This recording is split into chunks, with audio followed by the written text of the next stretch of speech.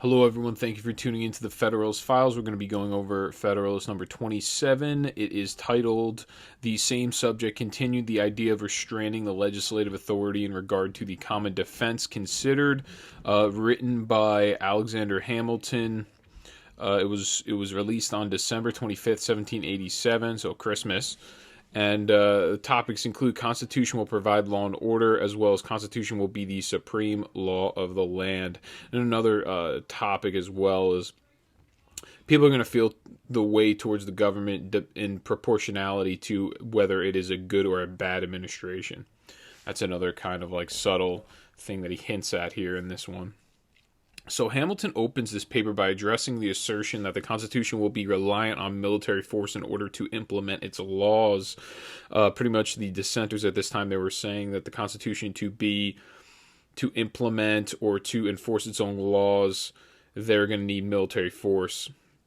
So he is answering this question, and I quote, "This, however, like most other things that have been alleged on that side, rests on the general assertion, on mere general assertion, unsupported by any precise or intelligible designation of the reasons upon which it is founded. As far as I have been able to divine the Latin meaning of the objectors, it seems to originate in a presupposition that the people will be disinclined to the exercise of federal authority in any matter of an internal nature."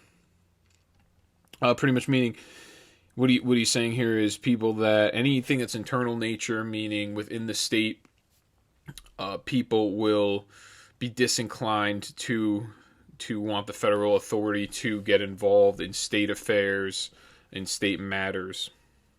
And that's the assertion that the objectors are making. And if the federal government does get involved in state matters, then that's where it's going to be usurping its power and using force to implement its laws. And so then the argument stems from the idea that the people at large will have a propensity to object to the federal authority as a matter of intrinsic nature. I mean, people don't want the federal government in there, and this speaks generally, in a general sense, at least for most, I would say most people on the right, they don't want the government intervention in their lives. And that doesn't even go for a federal government, that also goes for a state government. They don't want the government intervening in their lives. Now, the left is like a totally different, I mean, the left is a far spectrum, because there's also just like classical liberals that would appreciate that element or that principle. Whereas the other people on the far left side don't really care for any of that. Some do, though. It's very weird. During this time, some don't, but then normally they'll complain about it all the time. It's very odd. It's a very weird dynamic right now that we're going through as a country. So what I have here is, next, he states, and I quote, Unless we presume at the same time that the powers of the general government will be worse administered than those of the state government, there seems to be no room for the presumption of ill will, disaffection, or opposition in the people. I believe it may be laid down as a general rule that their confidence in and obedience to a government will commonly be proportioned to the goodness or badness of its administration. End quote. Here, what he's really saying is, I don't see a difference. There's not one, the state government or the federal government, there's not one that's going to be more friendly towards the people than the other. I think people will be smart enough, they will be able to discern whether or not an administration is good or bad, and that's really going to be the determining factor for the citizenry to make a judgment or an assumption about the state or the federal government. So Hamilton here contends that the people would hold no animus towards an effective, efficient government because there is no room for error in relation to staying in the good graces of the people. So Hamilton explains the Senate, and this is a very interesting here. He says, and I quote, "Through the medium of the state legislatures, which are select bodies of men and which are to appoint the members of the National Senate, there is reason to expect that this branch will generally be composed with peculiar care and judgment." End quote. So at this time, I've explained this a couple times. So the state legislatures, they were in charge of appointing senators. So they were supposed to be representatives of the counties or of the state legislature, the state authority, whether it's the county or it's the townships, what have you, however those state legislature or however that state legislature is appointed. That's how the senator, then they go and they convene, they get together, and then they will vote on who the senator is going to be. That's how it used to work. Now it's not like that anymore. Now it's a democratic vote across the board in the state. It's a popular vote amongst the citizenry in the state. So what he's saying is you're going to have people in the Senate that really directly represent these individual... It is much more of a Republican system if you think about it, having the legislatures choose the senators. And I've explained this before, but I'm going to go into detail about it again. I'm going to repeat myself here. So if you have a state legislature that is much more representative of a Republican government or a Republicanism, because you have the individual, it recognizes the individual sovereignty of separate cities and counties in the state system, and then the election of the senator through the individual counties is much more representative of a republic than it is like a democracy. And the reason they had this was they had the Senate that was elected that way because that was much more of a Republican principle. And then you also have the House of Representatives, which was democratically voted, but it was also a form of a Republican principle as well. So it was like a nice little commingling or a mixture within the two chambers of Congress to kind of balance them out for certain states that had a really high population. They would have more representatives, and then states that didn't have a high population, they would still be afforded the same amount of senators. California, compared to Hawaii, they both have the same amount of senators. They both have 2 senators. And that's having these senators elected through the state legislature is much more representative of a Republican system rather than having them democratically elected across the state. And if this actually was the system with the state legislatures had a vote on it, there would be so many more Republican. It wouldn't even be close. There would be so many more Republican elected senators because in general, if you look at the pockets of liberalism or the pockets of leftism or Democrat voters, if you look at the pockets throughout the country, it's just pretty much big cities, and that's really it. Those are the pockets, and everywhere else, or other than the urban areas, everywhere else votes pretty red down the board, across the board. So those individual counties, those individual cities, they would vote red, and there would be a composition of much more Republicans, and then there would be Democrats in state legislatures. Thus, there would be many more senators that were of the Republican nature. That being said, if you think about it right now, you have 29 states, state legislatures that have a Republican lean, a Republican majority. So if you multiply that by 2, what is that? That's 58. You would have 58 senators Republican, and that has nothing to even do. There's a couple senates that are actually, I think Minnesota is split. Their legislature is split in half, so that also could be a spot that's Republican or Democrat. So you would have actually 58 senators that are Republican at this point, and now I think they only have something like 54, 50. After all this is said and done with Loeffler and this Purdue guy, if they were to win, I think it would be like maybe 52 or 53. It wouldn't be that huge of an advantage. So this changing of the rule actually really benefits the Democratic Party, and I don't really care. Party-wise, I don't really care that much about which party it benefits. I'm more for the composition and the most representative or deriving from Republican principles as possible. And that's really why I went into that. So really that's how the Senate was. They were elected by the state legislatures, which were much more representative of the people at large, and it recognizes the sovereignty of cities and counties. So then Hamilton adds, when talking of the National Senate and the powers therein, he adds, and I quote, "They will be less apt to be tainted by the spirit of faction and more out of the reach of those occasional ill humors or temporary prejudices and propensities which in smaller societies frequently contaminate public councils, beget injustice and oppression of a part of the community, and engender schemes which, though they gratify a momentary inclination or desire, terminate in general just distress, dissatisfaction, and disgust. End quote. So really what he's saying is, because these senators are derived from the state legislatures, and the state legislatures are derived directly from the people, that these senators will not be easily, they'll be less apt to give in to the spirit of faction or in the spirit of government oppression, passing laws that are unconstitutional, things of that nature. So he continues, Hamilton, and I quote, "It will be sufficient here to remark that until satisfactory reasons can be assigned to justify an opinion that the federal government is likely to be administered in such a manner as to render it odious or contemptible to the people, there can be no reasonable foundation for the supposition that the laws of the Union will meet with any greater obstruction from them, or will stand in need of any other methods to enforce their execution than the laws of the particular members." End quote. So here what he's saying is, the supposition or the opinion, there's nothing to justify that the federal government right now is going to be odious or contemptible, or they're going to be horrible or abhorrent or reprehensible in their practice. There is no foundation for that statement and the supposition of the laws of the Union, because they haven't really pointed to one, which he has a point there.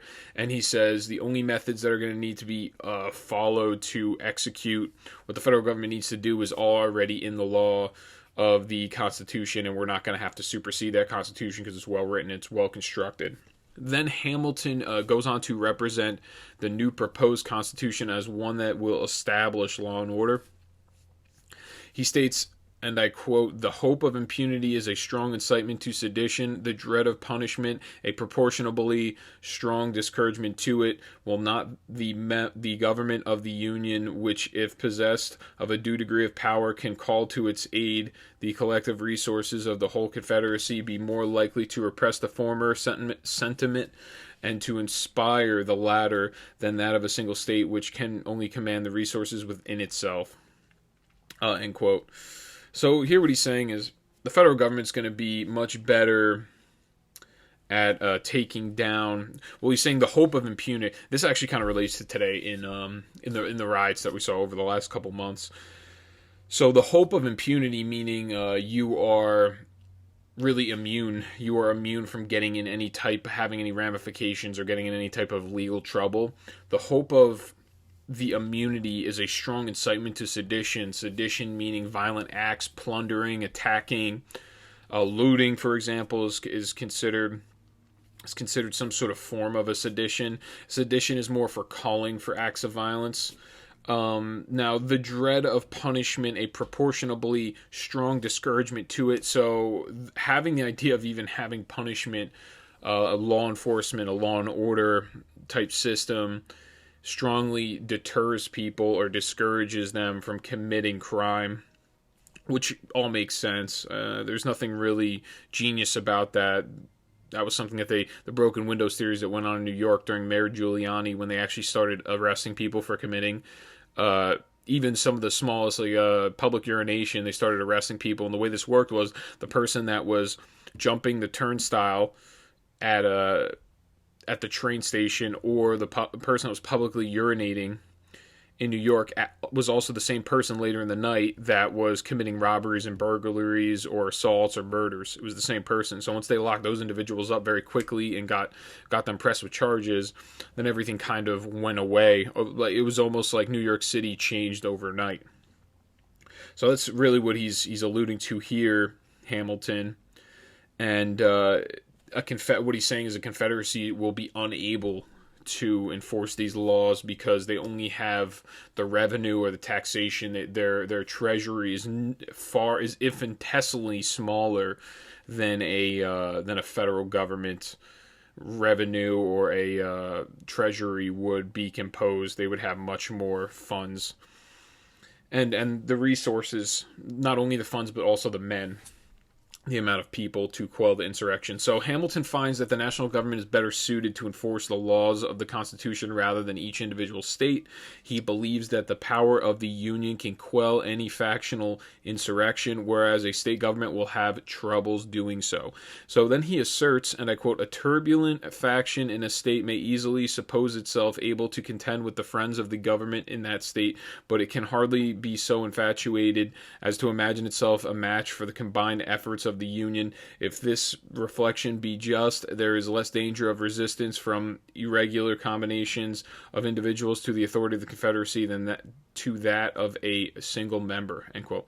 So he's just pretty much backing up what I was saying before, is that the Confederacy, or rather the Union, all these states combined into one together, but still sovereign, but they have one federal government that supersedes in certain and in certain aspects, they will be much more effective at quelling insurrections than a single member of that group, such as the state of New Jersey. If there was an insurrection in New Jersey and we're just leaving it up to the New Jersey state militia, or somehow if we had some sort of state military to suppress the insurrection, if we left it up to just one state, they would have some problems. So then Hamilton continues on a little bit of a, he talks about human nature a little bit. He states, and I quote, "I will in this place hazard an observation which will not be the less just because to some it may appear new, which is that the more the operations of the national authority are intermingled in the ordinary exercise of government, the more the citizens are accustomed to meet with it in the common occurrences of their political life, and the more it is familiarized to their sight and to their feelings. The further it enters into those objects which touch the most sensible chords and put in motion the most active springs of the human heart, the greater will be the probability that it will conciliate the respect and attachment of the community. Man is very much a creature of habit. A thing that rarely strikes his senses will generally have but little influence upon his mind." End quote. So he's hitting like a two-prong approach here. He's talking about the federal government. Well, most likely they really won't be involved in your life. Therefore, they really end here where he says, a thing that rarely strikes his senses will generally have but little influence upon his mind. So the federal government will be kind of out of sight, out of mind. So thus people won't be jealous really of the federal government in a way in which they want to overthrow them. They may be jealous watching their military, making sure their power and they're in check, but they're not going to want to overthrow the federal government because the federal government really won't be involved in their lives. Or they'll be kind of out of sight, out of mind. But the federal government will also be there for common occurrences to exercise their power in aiding the people and helping them the best that they can, which is also going to be a good thing for human beings. It's almost like when you are sitting at home and you're waiting for your package to come in, and you have the UPS guy, which you never really talk to. You never, he's not in your life. He's not doing anything that ruins your life. But then he comes by and he delivers your package for you, and it's awesome. It's like an awesome experience. And it's this guy that you never even really see. You don't know him. You don't even know his name. You're really not familiar with who he is. But whenever he comes around, he always comes around to help you. That's the way that he's kind of trying to characterize it. So additionally, Hamilton believed that, and I quote, "A government continually at a distance and out of sight can hardly be expected to interest the sensations of the people," end quote. So that's really what he's saying is the further away the government is, out of sight, out of mind, you can't really anger the people. You can't cause them to suddenly become apoplectic and just freak out and try to overthrow the government. If you are out of sight and you're always kind of you're just there to help out. He continues on this note, and I quote, "The inference is that the authority of the Union and the affections of the citizens towards it will be strengthened rather than weakened by its extension to what are called matters of internal concern, and will have less occasion to recur to force in proportion to the familiarity and comprehensiveness of its agency. The more it circulates through those channels and currents in which the passions of mankind naturally flow, the less will it require the aid of the violent and perilous expedients of compulsion." End quote. Hear what he's saying? You're going to need less. The more and more, the better the relationship gets between the people and the federal government, the less you're going to need violence to compel them to follow the rules. And the inference is that the authority of the union will be strengthened because matters that they're considering now, this internal concern. He's really explaining when he says by its extension to what are called matters of internal concern.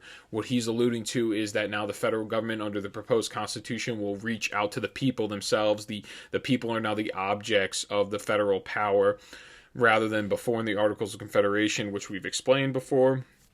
The federal power only reached out to the state governments, and the state governments kind of used their discretion to whether or not they wanted to follow that system.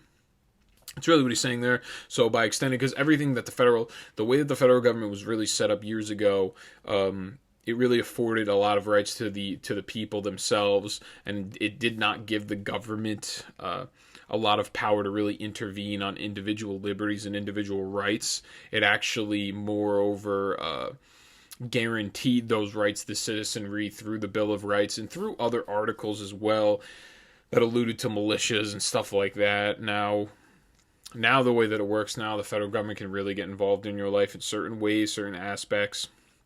One of the biggest one for me is probably the way in which we spend in the federal government is just so outrageous and so outlandish, and the distribution of wealth, how they can just take money from some people and use it to pay college loans for somebody else, and they can just so seamlessly do it, where it's just so smooth. It's just, I just don't understand how it could be so adroitly done, where it's just so smooth. Oh yeah, no problem. We could just move money from here to here because there's this act that 50 years ago was passed that enables the federal government to just pay off student loans, and there really is nothing in the Constitution that gives the federal government the power to. That's my whole thing. Is I always believe in federalism. I believe in the federal Constitution. So whenever the federal government goes to do something, I just think, okay, in the Constitution, is that really laid out? Even in a broad sense, is that even laid out? And then the answer most of the time is no, if I think about it. So I don't understand how the federal revenue or the treasury of the federal government, which was initially used to fund the court system, create post roads, fund the military, regulate the military, and obviously to run the government in and of itself, the representatives, you have to pay them, you have to pay the president, you have to pay the court system, and there's some establishment of roads, bridges, stuff like that, but how that initial document can now also somehow cover student loan debt as well. It's nonsensical. There's nothing to support it in the Constitution, making some people, redistributing some people's wealth and handing it to somebody else. There's nothing there. If anything, it's actually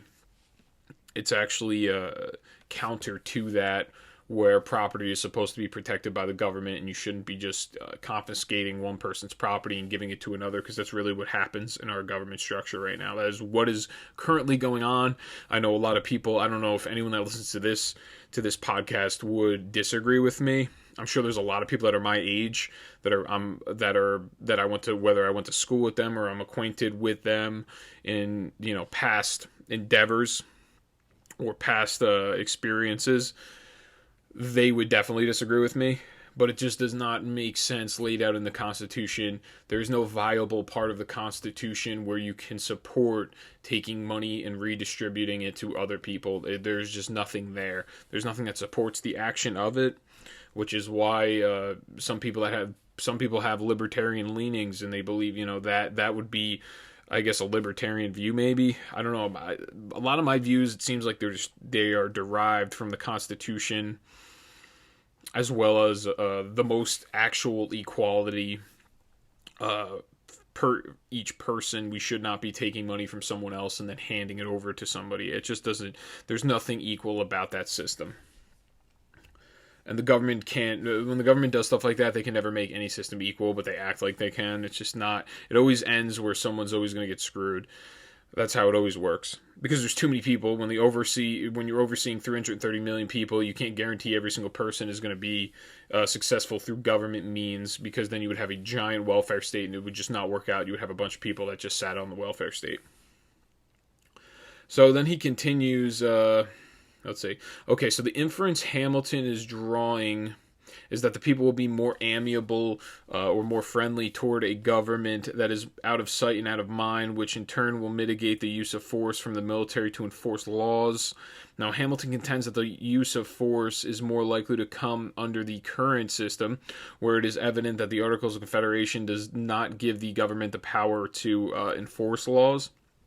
This is due to a government, a judicial system to instill justice, and the lack of an executive branch to enforce those laws. So at this time, they had the Congress assembled. They really did not have a set precedent for court systems, and then there was really no executive branch. There was a guy called, I think, the president of the Congress assembled, and the very first one is John Hanson. So that's why some people will call him the first president of the United States. It's not really true. They were just kind of the president in the proceedings of the Congress. They actually held very little. I think they actually held less power. They were almost like a moderator, from what I understand. They didn't hold, and they can, I think, adjourn the court, and they can call dates, or adjourn the Congress and say, hey, we have to meet on this date. Oh, hey, they were almost like the secretary / moderator in their power. So Hamilton states, he continues, let's see, enforce those laws. Oh, okay. So he states, and I quote, "One thing at all events must be evident, that a government like the one proposed would bid much fairer to avoid the necessity of using force than the species of league contend for by most of its opponents, the authority of which should only operate upon the states in their political or collective capacities. It has been shown that in such a confederacy there can be no sanction for the laws but force," end quote. So he's saying under the current system, the only way in which we can enforce the laws, since there's no judiciary, there's no executive, is to use force, because the federal government did not extend to the people, so they would extend to the states, and the states in a lot of their constitutions, they didn't really have ways to enforce the laws either. So the only way in which they can do it by taking, like, for example, taxation, would be to actually, I mean, but at that time there really was, I don't know if there was state property tax, now that I'm thinking about it, but I know federally there wasn't any type of property tax like that. But what they would have to do is they would have to confiscate it and use force in order to get that money, or get the revenues. So Hamilton states, and I quote, "Frequent delinquencies in the members are the natural offspring of the very frame of the government, and that as often as these happen, they can only be redressed, if at all, by war and violence," end quote. So he's saying any delinquent members, people that weren't paying their taxes, there was no frame in the government to resolve this. So in turn, the only way to redress it would be war and violence. He explains the plan that's proposed as in the Constitution. He states, and I quote, "The plan reported by the convention, by extending the authority of the federal head to the individual citizens of the several states, will enable the government to employ the ordinary magistracy of each in the execution of its laws," end quote. So he's talking about the magistracy as in the executive magistrate, as in the president, and those are how the laws are going to be executed or enforced. And that'll be through the federal government will have its own system, essentially, for law enforcement, and the objects of that will be the people.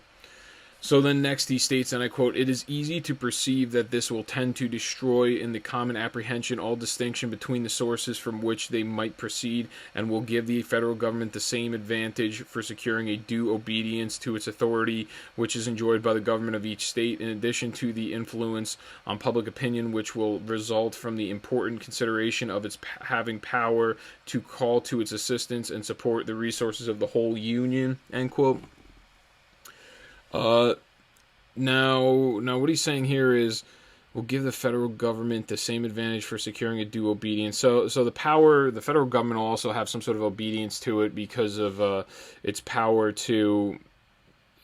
the resources of the whole Union. So it really can, if there's a state that is attempting to to usurp their power, or to if New Jersey tried to go for a gun confiscation here, they would have the resources and the assistance of the entire union to make sure that the governor of the state was unable to do that, whether it was by force or whether it was by the court system, if it went to the Supreme Court.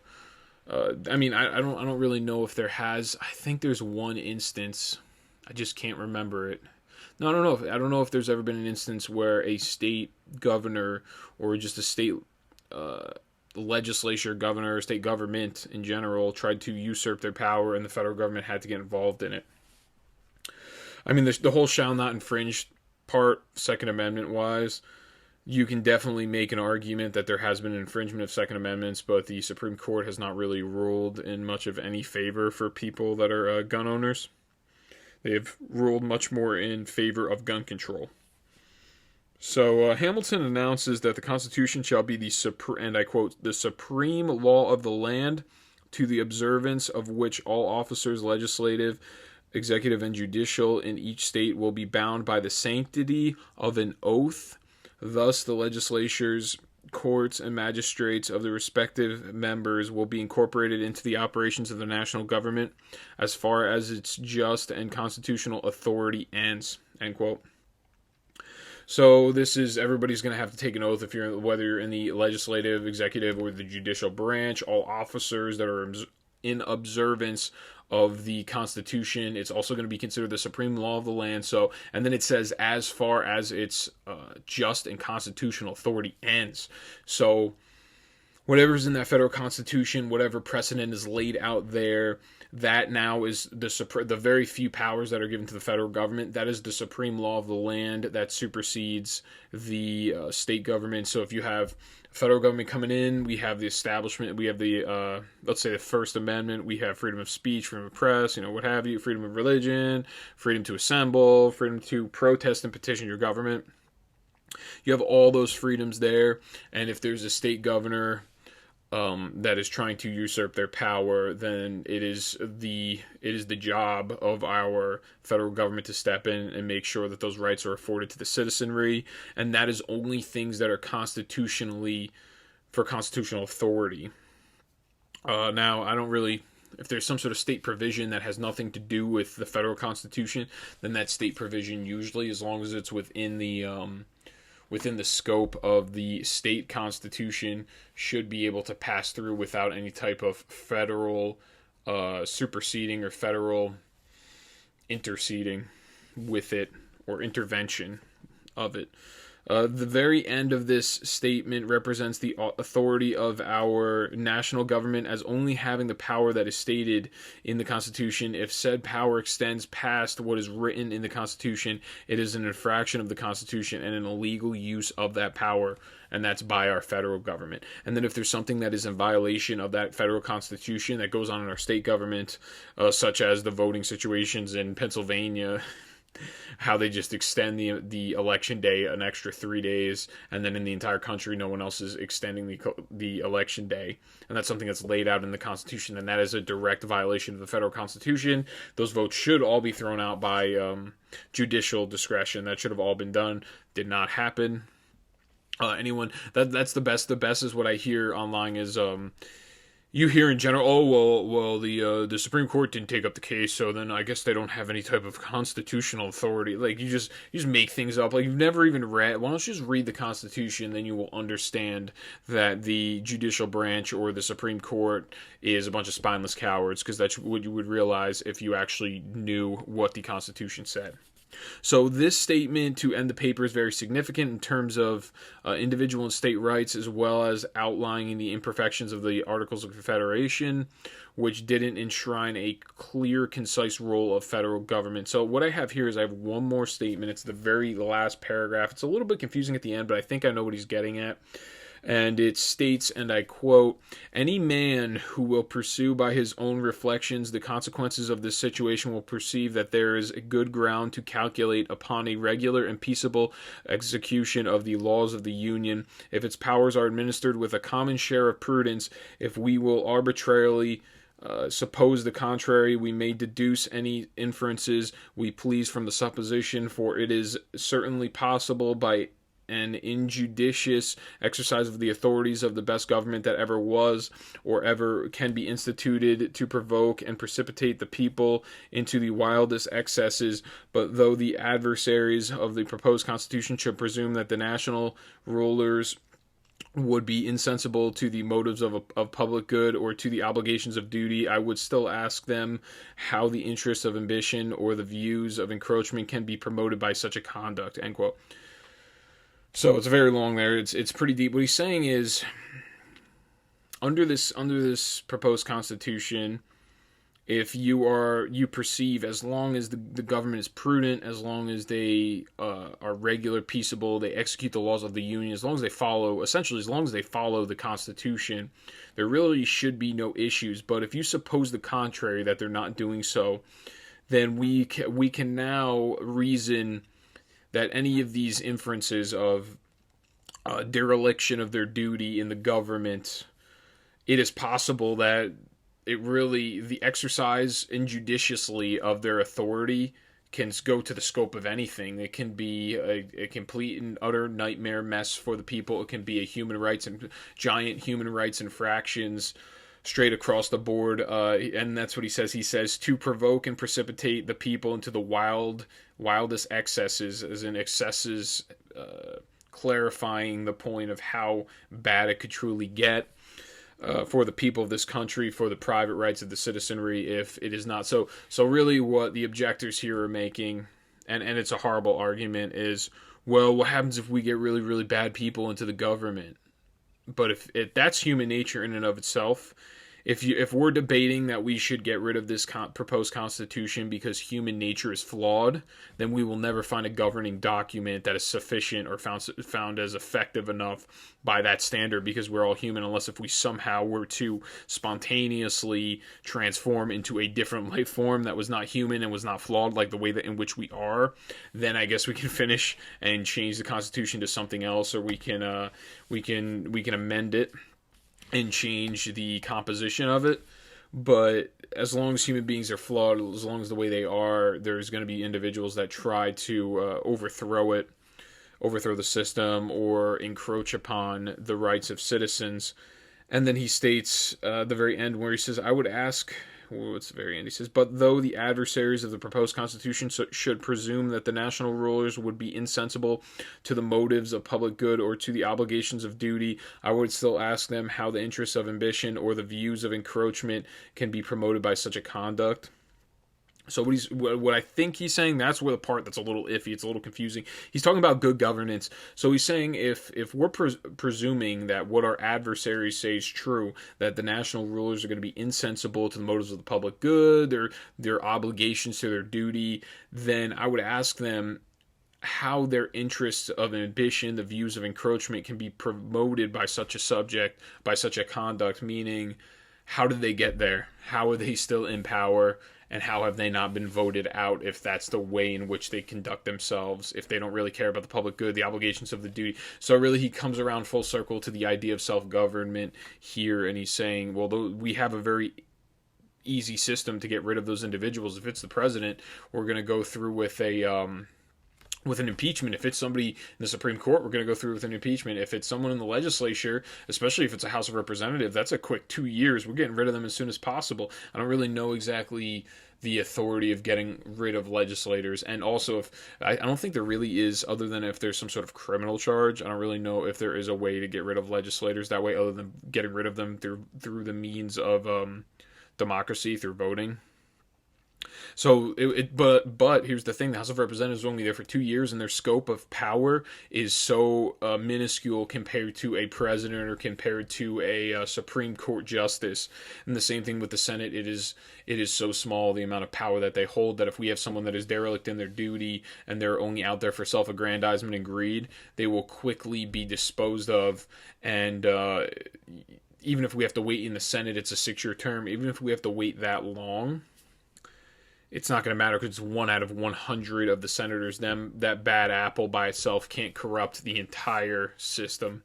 The entire legislature is composed of 100 senators and 435 House of Representatives. Thus, it makes it 535 members. We can't have one bad one just really corrupt the entire thing.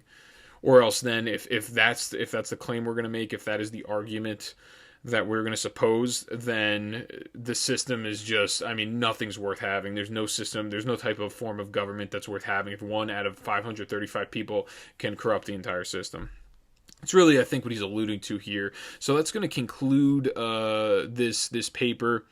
Next week, we're going to have 28, 29, 30. 29 is going to be awesome. That is, and 28, that's another one. This one here was, I had it marked down as a significant paper. There is some significance to it. It is a shorter paper. That's why, why I'm trying to keep it short here, but it's probably going to be about the same amount of time as any other paper, because it is a significant one. And then the next one, apparently, I have marked as significant. I've yet to read it. It has it's the same subject. And then the 29th is a big time one. So stay tuned for that. The 29th will be on Wednesday. I'll be covering the Federalist number 29.